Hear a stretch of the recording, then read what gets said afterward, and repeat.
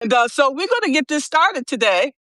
I'm so honored to have Carrie Loranger here with me today to talk about her leadership style and journey. Okay. And the reason we talk about these things because as empowered leaders, we want to understand how we can evolve, okay, and be able to achieve our ultimate goals. Because as we know, uh, every day there's changes being made around the world that affects each and every one of us on a systemic level. And so talking to subject matter experts like Carrie here, she's going to help us to reduce our stress, hopefully, and burnout, and tell us what we can do, give us some nuggets on what we can do to evolve as well. Okay. So Margaret Williams, I help marginalized leaders stop surviving power systems and start leading with freedom, influence, and authority. Okay. We all need that. Okay. Including me. So Carrie Loranger is a Substack strategist, marketing expert, and entrepreneur known for helping creators and solopreneurs build a portfolio business with multiple income streams. She is the founder of Nine to Thrive, okay, newsletter and community. Okay, I could sit here and probably talk to you 20 minutes about her professional background and her expertise, but I would prefer to let her talk about her story and talk about herself. Okay, and thank you very much, Carrie, for joining us today. Yeah, it's a pleasure, Margaret. Thank you so much for having me. And I do see we have a few folks joining, so thank you for joining. If you have questions, I guess we just drop them in the chat, huh, Margaret? Yes, I want to see if the last time I went live, it said uh, upgrade only or paid subscribers only. I want to make sure that the chat is in fact open so that to give people an opportunity to ask questions. So please continue and I'll check that. Yeah, no worries. So you probably have heard my story before, but for those who haven't, I had a long career in marketing. I was I was in charge of corporate communications and then moved over to marketing for a Fortune 500 company. I was there for 10 years and then I was laid off one day. And that really put the fear in me. I had 3 kids I was supporting alone as the sole provider. And I said, never again will I be in that position where I'm depending on one paycheck. So actually, before then, I had a side hustle, but I wasn't taking it seriously. After that layoff, I said, never again. I have to protect myself and my income at all costs. So, and it was stressful. I was being laid off is horrible for anybody who's been there. You know what I'm talking about. I remember the day he told me, and I looked at him and I said, I can't pay my mortgage now. And it was true because I couldn't. So I ended up moving in with a friend, renting out my house.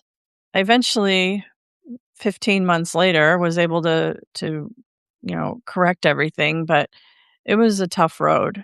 Um, I took another job as director of marketing for a privately held company and always had a side hustle.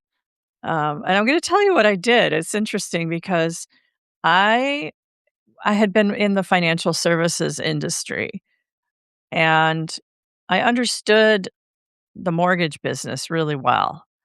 So I became a mobile notary because people needed to have documents signed after hours.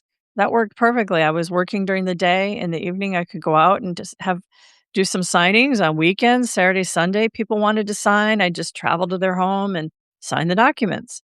So eventually, my kids grew up, flew the nest, and I saved enough money to be financially secure. So I bought an apartment complex, 10-unit apartment complex, Section 8 housing. The riches are in the niches, folks. I'm telling you that. So, my loan signing service did really well. That's a niche market. My Section 8 housing did really well, and I was eventually, able to leave my job and start my own business. So, here I am today. I really feel deeply that I want to help people who are in jobs where they could be laid off, or people who are depending on one income stream in any capacity, whether it's clients or a paycheck.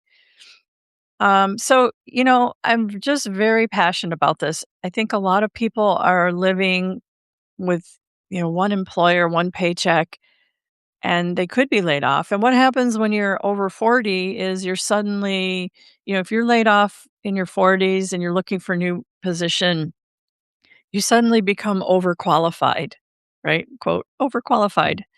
And that's just code, I believe, for they want to hire cheaper, younger labor.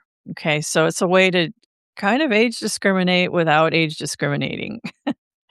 It's hard to prove, but that's what happens. A lot of people I talk to are a year without a new job because they're in their 40s or 50s, and they keep getting passed over even though they're very qualified and very good at what they do. So this is a real common thing, and that's why I do what I do. Today I teach people how to build multiple income streams, starting with Substack, with one Substack newsletter. Yeah. So that's my story. I would like to back up and talk about your marketing expertise when we talk about you were a SCORE mentor, okay, and a strategic advisor. Talk to us about the SCORE mentoring and what that entails. Oh yeah. So I've taken a pause on that for now, but my mentoring was it really propelled me to want to do more, but it helped me shape my teaching style. I would just volunteer to help people starting businesses with their marketing. So I did a lot of, it was just basically one-on-one coaching for free that I did through score.org. Um, it's a great organization. It's a charter of the Small Business Administration. They don't lend money, but they do provide a lot of resources for people starting out in different areas. Yeah. Well, you said you're not involved right now. How would you say that program evolved over time, depending on the political arena? Well, that was the thing. Yeah, it did. There was some defunding that went on, and I was with a chapter in Orange County, California, where I lived. I actually moved to Utah recently, but the chapter in Orange County is really strong, and they have a lot of support from the local communities, and they were able to sustain. They became self-sufficient, basically. I believe there's still funding coming in at some level, but they're doing a lot of fundraising now to just sustain the chapter because it's such a valuable source for so many people. They'll help you do your business plan, coach you on financial management.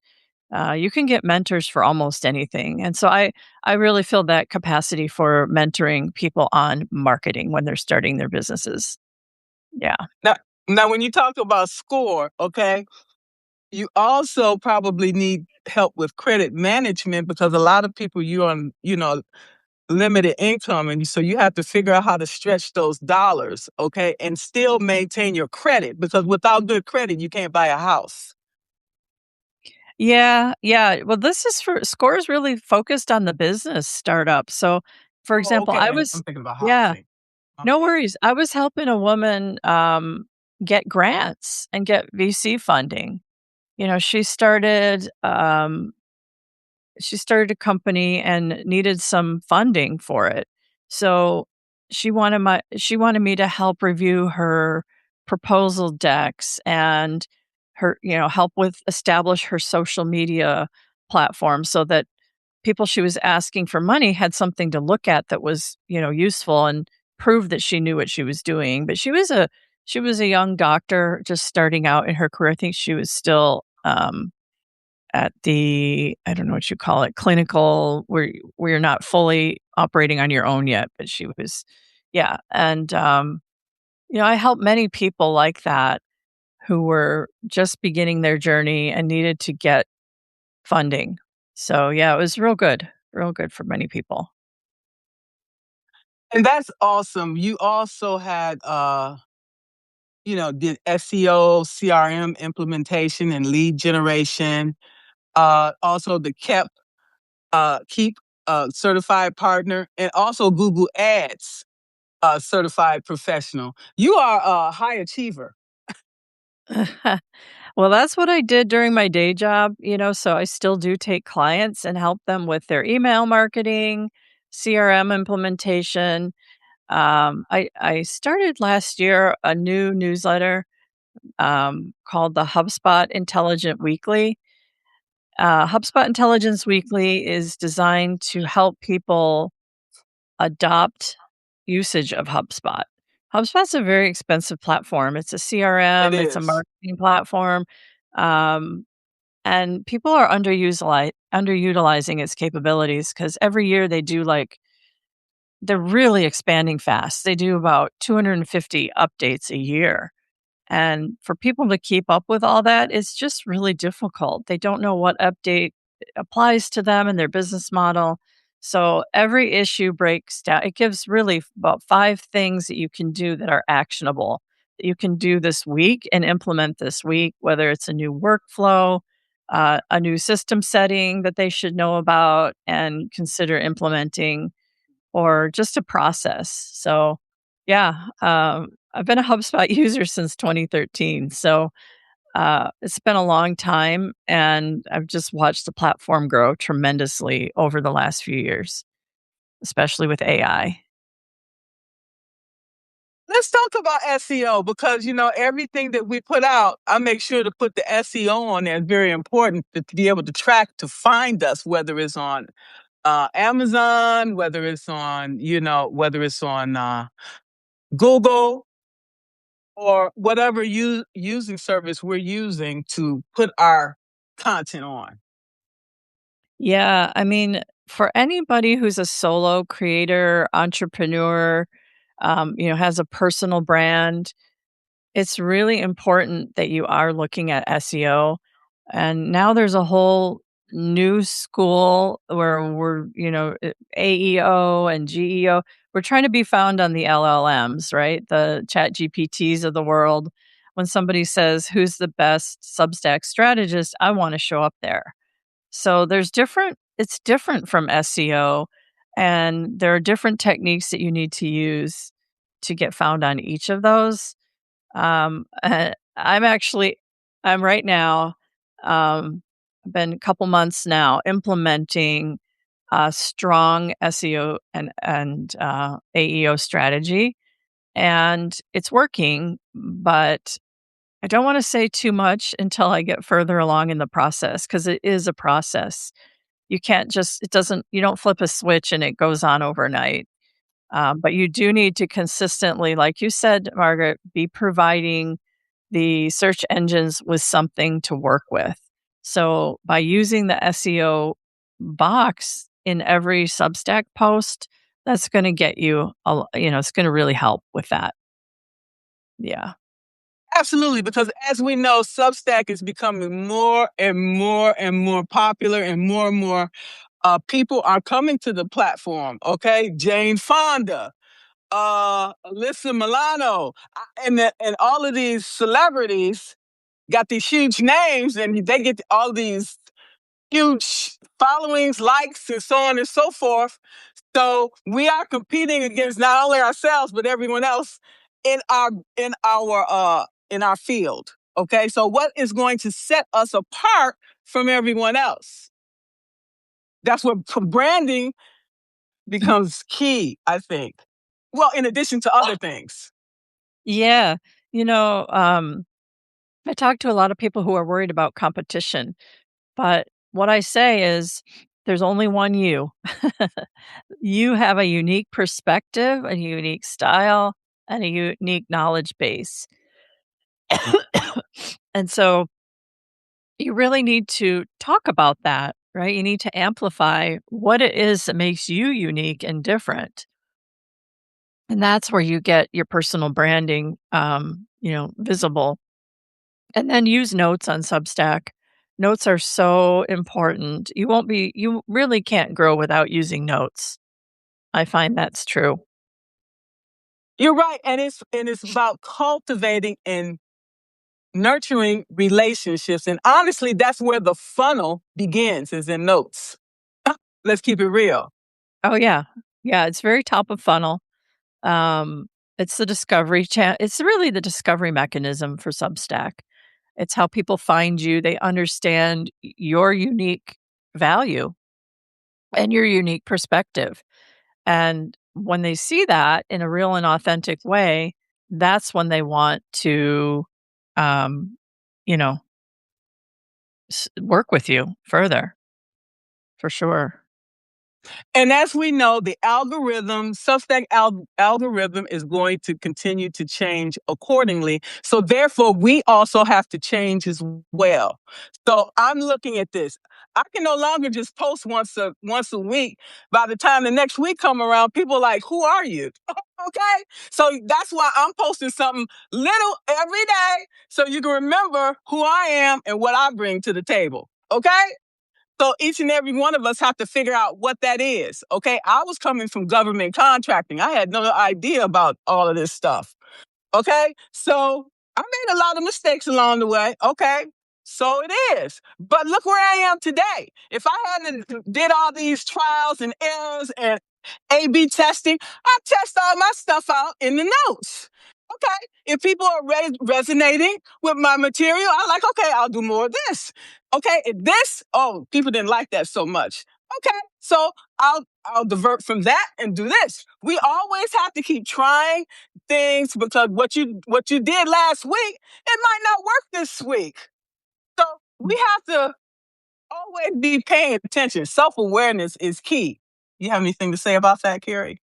Well, you raise a really good point because, um, people who work with me or follow me know that one of the things I say over and over again is marketing and the whole of Substack, which, notes kind of is marketing, right? You're marketing yourself. It's it's one big experiment that never ends. It just keeps going, right? Because as you said, the world is changing, things are changing, technology is changing, and w- we may not something that worked today may not work in 3 months. So you have to always be testing and pay attention to that data. I find a lot of people just kind of look at the data and they don't really know what to do with it. Export that data, put it into one of your favorites, AI tools, and ask it to give you insights on what this means and what you can do differently or better to improve the numbers. I do that on a quarterly basis, and it's amazing what I find and how my business has pivoted because of it. Super important. Yeah. Because of how Substack is growing exponentially, cannot rely on just Substack alone. When I look at the numbers, my numbers are down in Substack. Okay. I'm not going to talk about why, because it's not important. The point is that you have to go out and find out which platforms is more people are resonating uh with your content. Okay. I I have my YouTube, it's attached. Okay. But I have to go in there and do maintenance and stuff like that. I have a presence on LinkedIn. I have a presence on Facebook. Okay. I have this presence on IG. I have this presence on threads. Do I want to be everywhere? Do I want to be all these places? No. But I already have these connections. So why not utilize it and just continue to build upon that? Okay. Now I have over 100 people on my YouTube. Okay. So things don't just happen. We got to strategize and we got to plan accordingly. Okay. I will never just rely on one source of anything, because what happens if Substack go away today? Okay. I have my audience on Apple, okay, Spotify. I have to satisfy them as well. Okay. So never put all your eggs in one basket. You have shot yourself in the foot if you do so. You want to talk about that? Yeah, I mean, that's true. Diversify. But, for myself, I have to look at the data so often because sometimes I'm putting a lot of energy into something that isn't working, and I wanna know. And that's exactly what you've done. You've said, "Hey, this isn't working as well as I want it to." And you give it a chance, you give it a chance, you try different things, and it still doesn't work, and then you need to just make a change. And sometimes I wait too long to make that change. Very common, I think, "Oh, 90 days. Oh, maybe I'll give it another month, maybe another 2 months." And then before I know it, half a year is gone, and I've wasted time, just kind of doing the wrong thing. Um, so i- i- I'm a believer in, yes, you have to give things time to work, but you also need to recognize when it's just not going to work and move to something different for sure.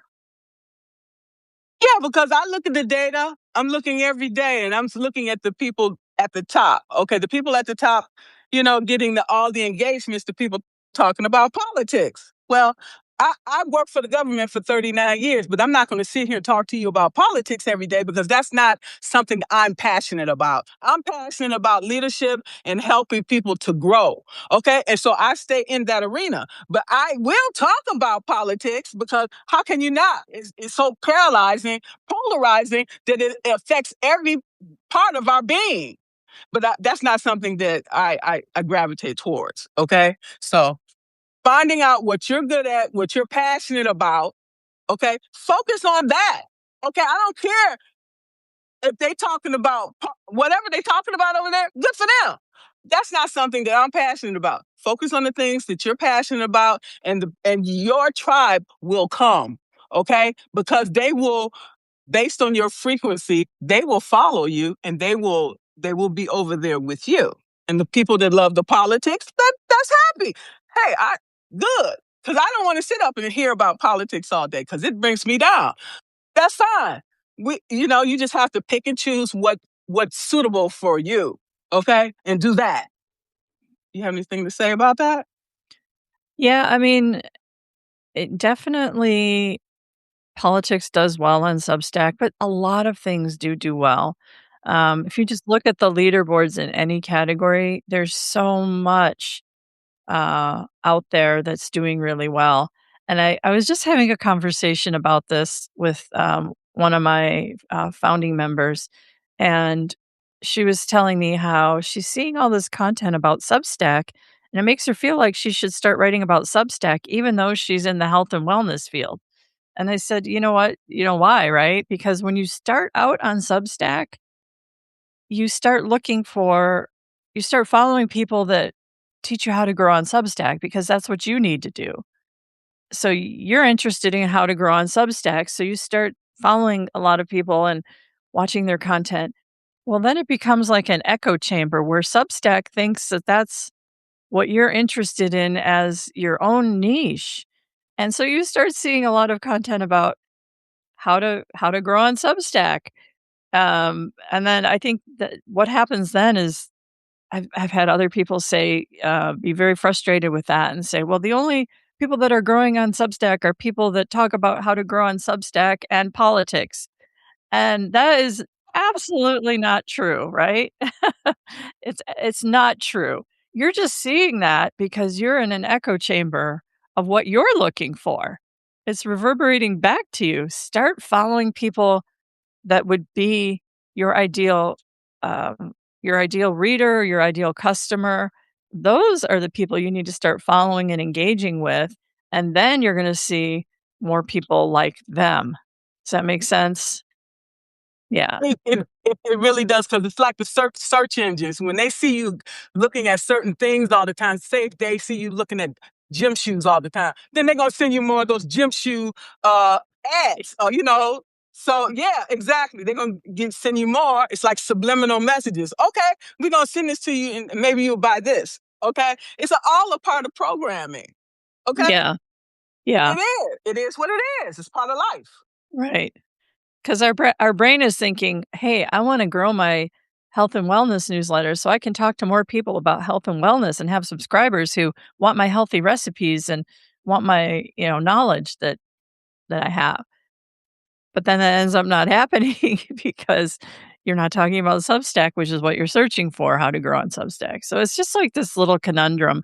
But just go out and start following and engaging with more people who want to have the conversation about what you're teaching and what you're all about, and stop following the people that are focused on something you don't want. Yeah. Well, as a new person, November 24, I came to Substack. I came into the same thing. And when you start looking at all the, say, for example, you look at all the health coaches, then you seeing all these health coaches out here and what they're doing, and then it start to make you, then you start comparing yourself to them. Don't do that, okay? Don't compare. I go look through things lurking to get ideas.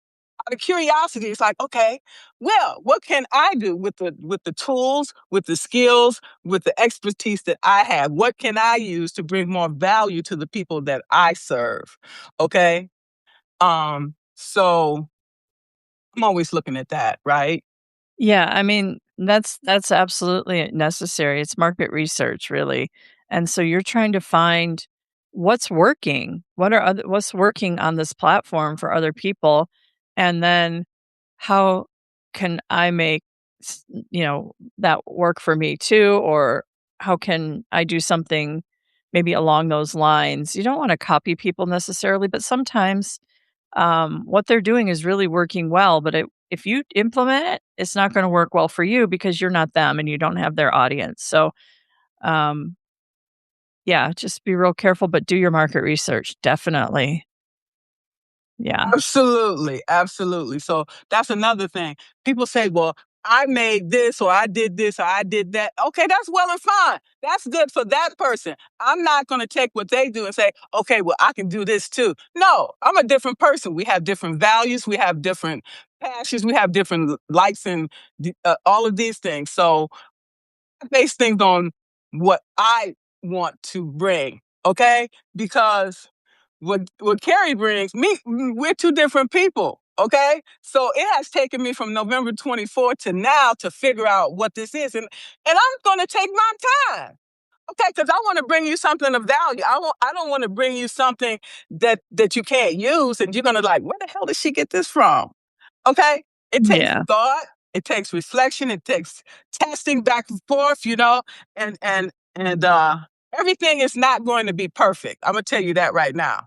Okay, so that's why we ask people for feedback. Say you came up with a master course, and they say, "Oh, it wasn't so great." Okay, well, how you think I can improve it? Let's start there.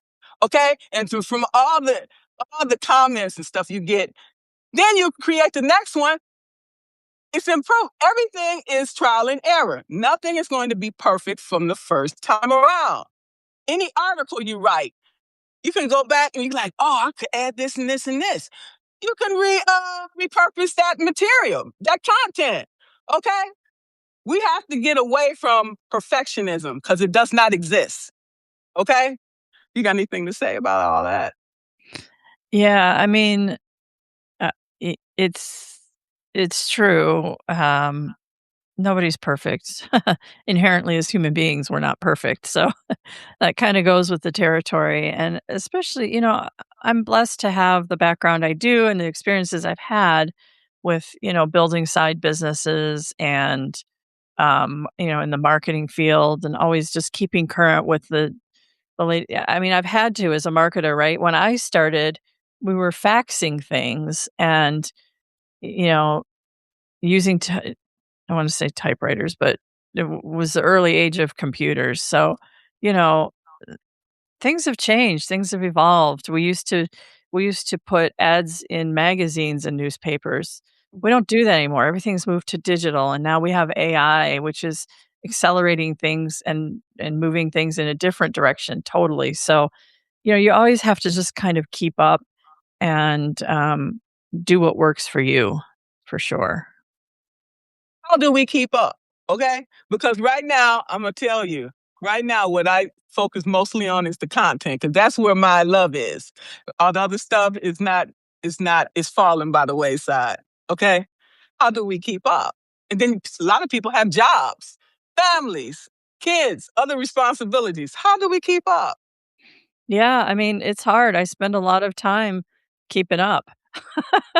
I mean, really, look at I mean, Claude and ChatGPT and Perplexity, all these AI models have changed this year, significantly.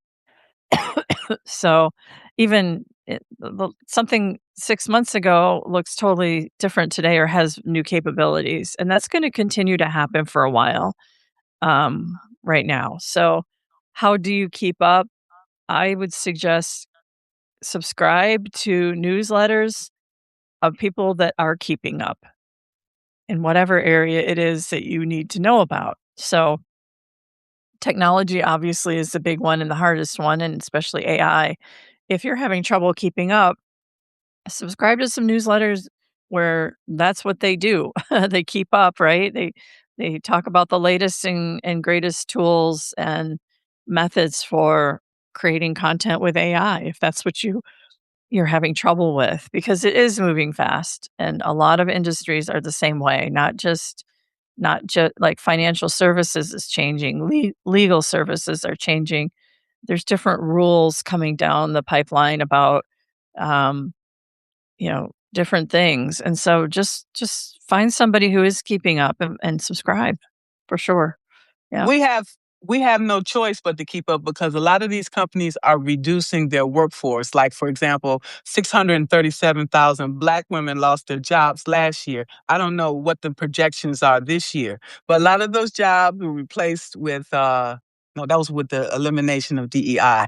But a lot of jobs are being eliminated and to be replaced with AI. So we have no choice but to learn AI, or otherwise we're going to be illiterate. I'm just being honest. Yeah, I mean, it happens though. If you think back in time, I mean, my dad was a chemist for General Motors in Detroit, and he, yeah, we're both from Detroit, so we have that bond. But he, Yes. he, um, when the age of computers started making their way into the workplace, he was close to retirement age. He had difficulty implementing, computers because he didn't understand how they worked. Nobody did. Very few people did at that time when we migrated to the personal computer from the mainframe computer, and he had to learn that. He was passed over for a promotion because his computer skills weren't that great, and somebody, that maybe had more experience with that got the promotion. So, um this is not new, right? And, I mean, websites were a thing at one point too. Not everybody had a website like they do today, but people soon learned we need to have a website if we're going to have a business now, because that's just how things work. And, yeah, people are losing jobs, but the ones I say, people worry about AI replacing them. They may replace functions or tactical execution, but we still need somebody to run the AI, even for content creation. How are you gonna you don't just turn it on and it does it for you. You need somebody to run it and to teach it how to behave. So, there's always gonna be room. Again, we're in um, a time where everything's shifting right now. And what the new normal looks like will emerge within the next 5 to 10 years. And then at some point, it's going to shift again. So, I mean, think about it. Where have we gone since, let's say, even, I don't know, the year 2000? Were cell phones being used widely in 2000 like they are today? Was social media being used widely in 2000? No. None of this stuff was around. Google Ads didn't even start till 2002. Okay, so in just 26 years, we've kind of gone from 0 to 100 on this cycle that we're in right now, and that's just gonna continue to happen. I mean, change is inevitable. Yes, and we know that. Joe says AI satisfy those who have low expectations and just want to pass. What's your thoughts on that? That seems to be a bit of a a limiting belief. I don't I don't necessarily believe that. I think it's a tool. Um, it's a tool that you can use for many different things. The example of research, I'll give the example of research. So AI can do research so much faster than I could as a human being. Um, again, in prior to year 2000, it was go to the library and dig for information, right? And maybe you had an encyclopedia. The age of computer brought us Google. We could Google things. Now AI works with Google, taps into all that data and information, and it does things a lot faster. So I don't know if it's about what's the expectation that you're talking about. Is it for me, if the expectation is it's going to do it faster, it exceeds my expectation. If you're talking about the quality, it may not exceed your expectation. It may be something that you'd rather go to the library and dig up and find. So it just depends. Well, we know for sure it's not going anywhere. That's for sure. It's here to stay, whether we like it or not. Yeah. Yeah, So absolutely. why not utilize it to our advantage?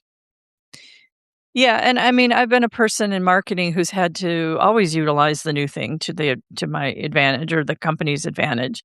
So I'm used to doing that, which is why I look at it as a positive thing. Right, because when your boss come and tell you he needs this report in an hour, and you know damn well you can't do it. So you're gonna utilize these tools to get that thing done so you can get the hell out of there. That's a lot of that happening for sure. Yeah, You got to do definitely. what you got to do because when the boss said it's got to be done, he don't want to hear no excuses about, oh no, I got to go home because I'm not feeling or whatever. So he's like, okay, if you leave, don't come back tomorrow. Okay, because somebody else will be sitting in your seat tomorrow. So you have we all have free will. We have choices. Okay, so each and every one of us have to decide to do what we feel is best for us. We cannot tell you what to do, right? Yeah, absolutely, absolutely. It is what it is. So, when you talk about rapid growth, you went from a newsletter from 11 to 5,800 subscribers in just 6 months. Okay. You want to talk to us about how you did that?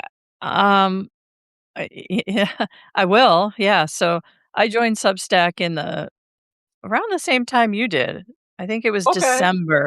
December of 2024, Okay. and I was on there kinda intermittently, skeptical a little bit about what this is and is it gonna work for me.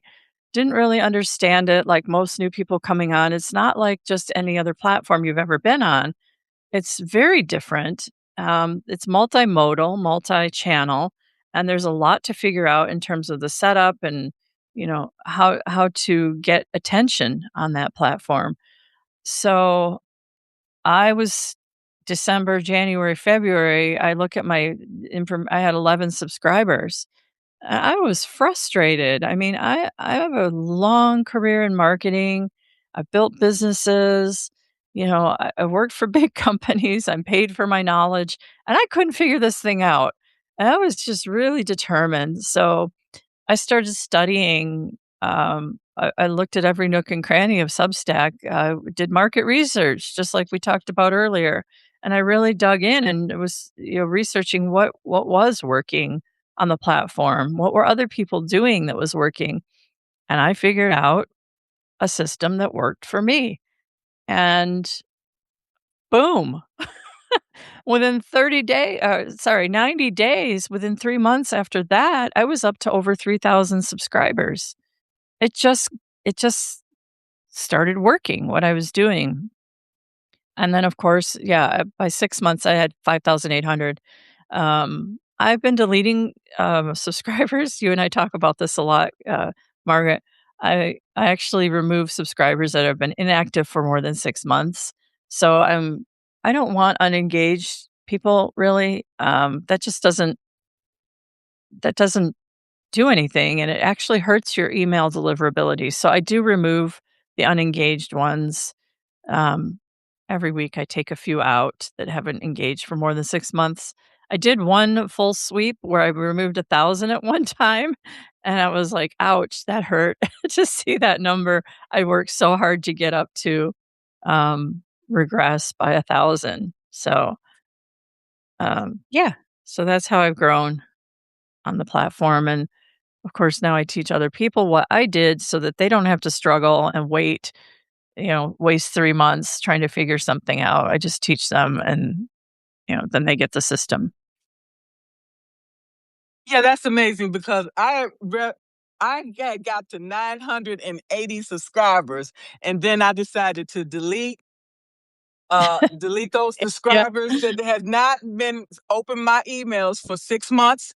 That increased my open rate from like 17% back up to 20 some percent because I'm doing all of this work, and my work is just going to me down the drain.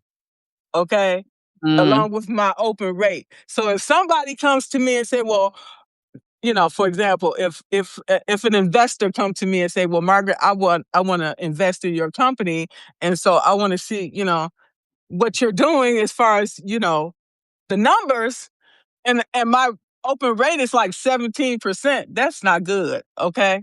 So I like, no, I'm gonna start doing that more often too. Cause I don't care about the numbers. That's why I removed the numbers. I don't care about the numbers. I don't care about the rising business list or all that. I've been on that list four times this year. Okay. 3 times I was there one day.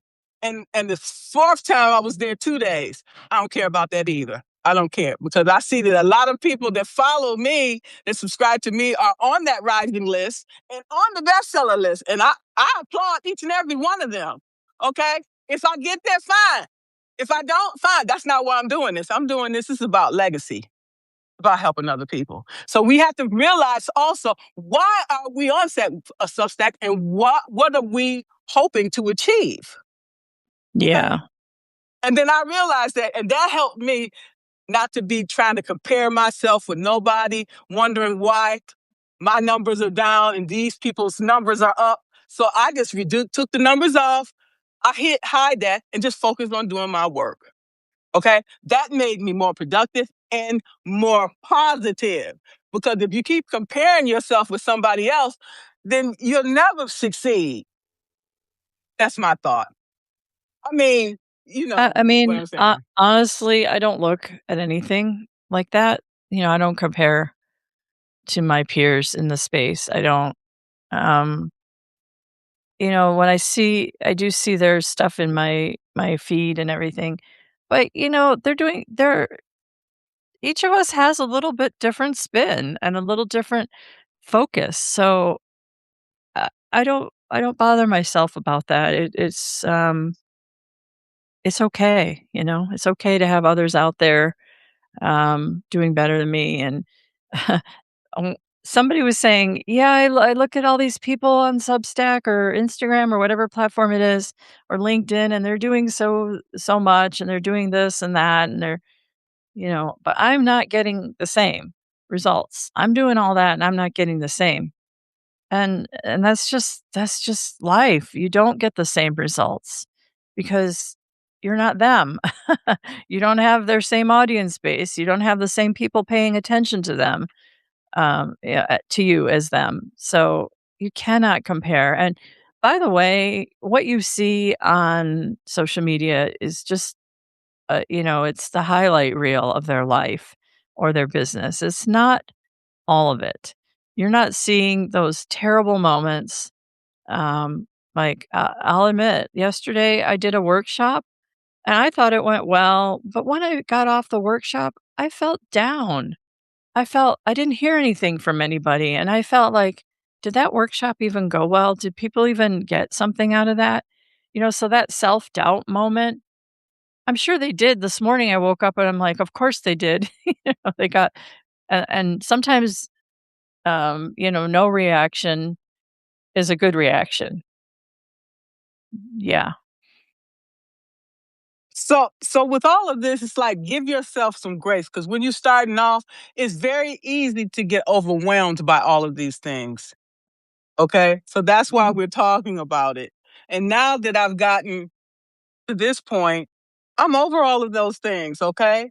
And now I just focus on my work and creating all the things that I can to bring value to the people that I serve.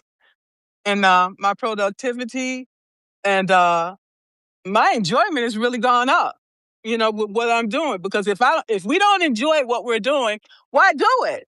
What's the point? Because it's not going to come out really well because people are like, oh no, she didn't put her heart and soul in it. I put my heart and soul in everything that I put out. So so you can get something from that. I mean, yeah, it's like, it's like having kids. Your success their success is your success, and, one person I was helping told me that they did something that I taught, and their subscriber number doubled, like, in a week, and that brought me so much joy. I was like, "Oh, this is so great," Um, I'm happy that they were able to change their circumstance and do something better, right? Do what they wanted to do, achieve their goal, and, it makes them happy, and that makes me happy. So, yeah, that's the core of why I do what I do, really. Yes, absolutely. Let's see if anybody have any questions. I don't know if I had the hope I didn't have that on. Maybe I should ask in the future when you schedule a lot how you make sure that that people can leave comments. Oh, yeah, I saw Joe did say something interesting there. Joe said, "I'm just an angry tutor mad at students not learning." To that, I would say, "Joe, they're learning, just not the way you learned." Right? They're Right, learning. right. We all learn in different ways, okay? I am a visual learner. Okay. Yeah. Then you have people learn by auditory, then tactile, where people like to use their hands.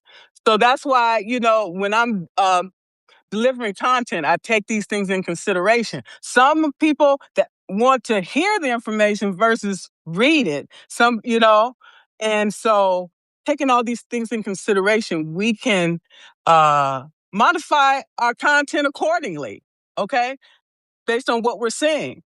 I'm always looking at the data after I've posted something. Oh, I like they really like that. Okay, so boom, more of this, less of that. Yeah, well, Okay. sometimes too, people aren't at the right place in their life to learn. For young people, especially who are so distracted nowadays and have always been really by peer pressure and fitting in, and you know, they're just a little more focused on some external things, approval, and that's part of the brain development and the growth stages of where they're at. I know there's a lot of stuff that I just didn't comprehend when I was younger, because I wasn't open to it. Like history is a great example. I was a lousy history student. I probably got C's every time I took a history class, maybe even D's.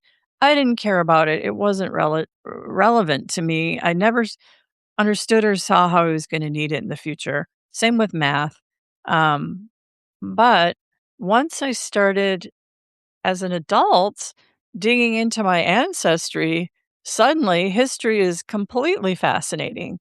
And prior to that, I started reading historical fiction, and then that brought history into, it, it came to me in a way that I loved. But that was as an adult on my own. So students, Sometimes, especially for a tutor, I can only imagine tutoring. I'm assuming high school age or younger. You know, they have other challenges going on in their life, and they may not care as much as we want them to. Um, but at some point, they're on their own path, on their own journey in this life. And some point when it's relevant to them, they're going to remember what you said.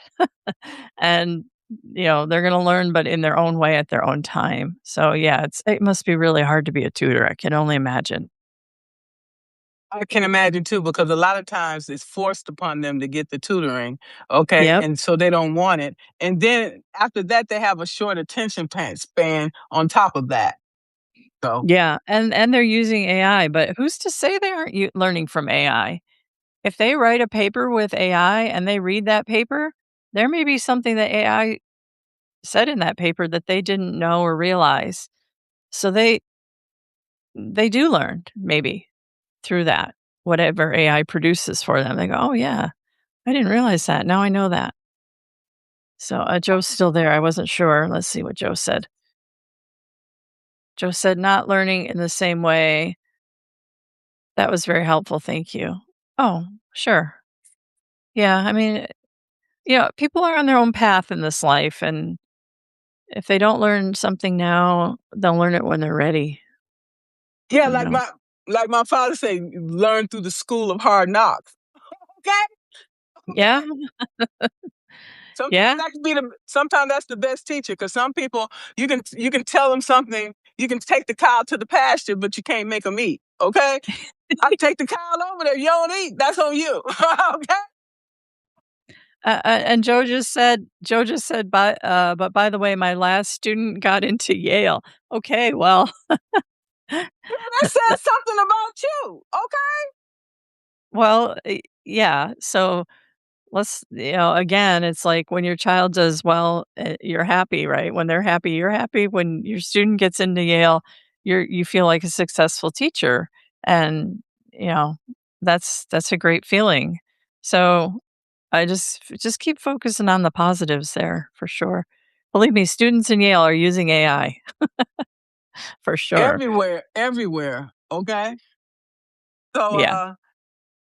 this has been an interesting conversation. I don't know how to check the chat before I go live to make sure that all people can comment. Maybe because uh, if the chat is closed, my apologies. That's something else I have to learn. Okay, always something new. Okay, but that's good, right? Trial and error. So, do you have any suggestions or recommendations for people? Um, in terms of Oh, I just did think about something. Some other people might have this question, whether to monetize or not, because me being a spiritual person, and I have a problem about the money. Okay, because when I first started, Veronica said turn the paywall on. Okay, I did that. Okay, and I do have paid subscribers, but the thing is, I feel obligated to those paid subscribers. Okay. So I'm confused about whether to monetize or not, because I would prefer to give everything away for free and then just charge for like my coaching services, and like uh, workshops or I mean, whatever. that's a very legitimate business model. A lot of people do that. Again, it's what works for you. I would say, don't fear the money. We need money. Money helps us live. I don't I don't fear it, but I don't like being obligated to people. Is what I'm saying. Okay, Oh, I walked away from $130,000 job because I'm not going to let you treat me ill. Okay. So it's about values, my values. yeah. Okay. This is more about Well, legacy. I'm not saying I don't want the money and that I wouldn't take it, but I just don't want to be obligated to have to give you 3 articles a week just because you paying me. You see what I'm saying? So I was just yeah. Yeah, I mean, I get that, I get that. Um, I guess with money, there's something that, you have to give a value, and how that looks can be really different. So, I do the workshops and the boot camps and stuff, but I really much more enjoy my founding member tier, which I call the Creator Cash Flow Club. Those founding members are really serious about monetizing and building out businesses, and those members get a monthly coaching call with me. And to me, that model is so much better because it's people who I know are ready to do what I'm trying to teach. They're ready to receive what I'm teaching. So 12 calls a year, yes, I'm committed to that. But they also get a course that I built. They get access to my creator tool vault. So these are all things that I've created that, are earning passive income now through the way I did it, the way I set it up through the Creator Cash Flow Club founding member tier on Substack. So yes, I'm giving something, but I'm not as obligated. I get what you're saying about that. I'm obligated for those live coaching calls, which I enjoy immensely because I see them grow in front of my eyes. So find what gives you joy is my parting advice, and put together the monetization model that is palatable for you and matches your lifestyle and your level of willingness to give your time. Yeah. Thank, thank you so much. I'll be in touch. I'll make Awesome. I'll make sure to put Carrie's links in her for her 9 to Thrive um, publication. Thank you so much, Carrie, for this conversation. I don't know if the chat is closed or not. I have to figure that out. If it is, I I think apologize. it is because on my end, it's telling me to upgrade to join chat. So I I'll don't figure see that any of out. my folks on here either. So it must be it's a setting you set up when you do your live. You could also Really? set it up. Yeah, set it up on the back end too. There's a new section called lives. Go in there and Okay. check it out. Yeah. Yeah. Okay. I apologize, guys, for that. I'll fix it next time. It was not intentional. Thank Well, you all. you can Go go ahead. in after this and change it so that people can see it, the replay. Because right now I don't know if they can see the replay. I'm not sure, but check Okay, it I'll out. figure it out. Because Substack is constantly changing. I'm like, okay, when did they add that? Okay, so Yeah, no, definitely. All right. Thank you very much for having me on today, Margaret. And thank you for everybody who joined. I really appreciate seeing all of you and have a great week. you all too. Thank you so much. Bye bye. Bye.